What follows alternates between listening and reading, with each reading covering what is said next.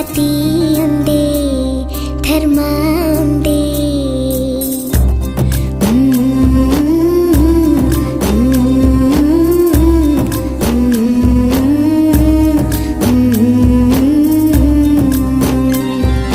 ಒಂದೇ ತಾಯಿ ಮಕ್ಕಳು ನಾವುಗಳು, ಅಣ್ಣ ತಮ್ಮ ಅಕ್ಕ ತಂಗಿ ಬಂಧುಗಳು. ಜಾತಿಯೊಂದೇ ಧರ್ಮ ಒಂದೇ.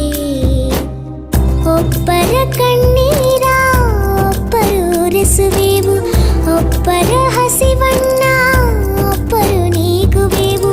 ಸಹಿಷ್ಣುತೆ ಕೊಟ್ಟು